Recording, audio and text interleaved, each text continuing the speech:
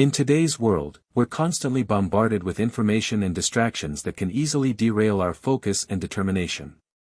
It's easy to get caught up in the idea that we need to be constantly happy and fulfilled, but this can often lead to a sense of entitlement and a lack of resilience. However, what if we were to take a different approach? What if we were to focus on rational thinking, accepting negative experiences, and choosing meaningful values? This is the core philosophy of The Subtle Art of Not Giving a FCK, a concept that may seem counterintuitive at first, but can actually be incredibly liberating. By letting go of the need to be constantly happy and fulfilled, we can begin to focus on what truly matters to us. We can start to prioritize our values and goals, and make decisions that align with them. This isn't to say that we should ignore our emotions or suppress our feelings, but rather that we should learn to observe them from a place of rational thinking. When we're faced with a difficult situation, we can take a step back and ask ourselves what's truly important here. What are our values and goals, and how can we make decisions that align with them? By doing so, we can begin to build a sense of purpose and direction, and make progress towards the things that truly matter to us. For example, let's say we're struggling with a difficult relationship. Rather than getting caught up in the emotional drama of the situation, we can take a step back and ask ourselves what our values are in this situation. Do we value honesty and communication, or are we more focused on avoiding conflict and maintaining the status quo? By clarifying our values, we can make decisions that align with them, and work towards creating a more positive and healthy dynamic. Another key aspect of this philosophy is the idea of accepting negative experiences. Rather than trying to avoid or suppress difficult emotions, we can learn to accept them as a natural part of life. This doesn't mean that we should seek out negative experiences or try to dwell on them, but rather that we should learn to observe them from a place of curiosity and openness. By doing so, we can begin to see that negative experiences are not inherently bad, but rather an opportunity for growth and learning.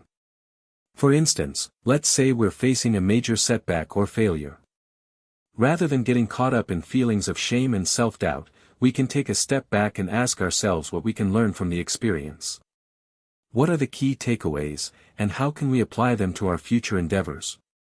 By adopting this mindset, we can begin to see that failure is not the end, but rather a stepping stone toward success.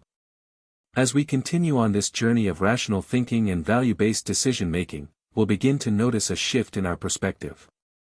We'll start to see that the things that truly matter to us are not the constant stream of distractions and entitlements, but rather the meaningful values and goals that we've chosen to prioritize. We'll begin to feel a sense of purpose and direction, and make progress towards the things that bring us fulfillment and happiness. And when we're faced with difficult situations or negative experiences, we'll be able to approach them with a sense of curiosity and openness, rather than fear and resistance. So, let's take a moment to reflect on our values and goals, and ask ourselves what's truly important to us. What are the things that we're willing to prioritize and work towards, and what are the things that we're willing to let go of? By doing so, we can begin to create a more authentic and meaningful life, one that's guided by our values and principles, rather than our emotions and distractions. As we embark on this journey, we'll encounter many challenges and setbacks, but with a strong foundation of rational thinking and value-based decision-making, we'll be able to navigate them with ease and confidence. We'll be able to stay focused on what truly matters, and make progress towards our goals, even in the face of adversity. And when we finally reach our destination, we'll be able to look back on our journey with a sense of pride and accomplishment, knowing that we've lived a life that's true to ourselves and our values. In the end, it's not about achieving some kind of external validation or success, but rather about living a life that's authentic and meaningful to us. It's about being true to ourselves, and making decisions that align with our values and principles. By doing so, we'll be able to create a life that's rich in purpose and direction, and filled with a sense of fulfillment and happiness. And as we look to the future, we'll be able to approach it with confidence and curiosity, knowing that we have the tools and strategies to navigate any challenge that comes our way.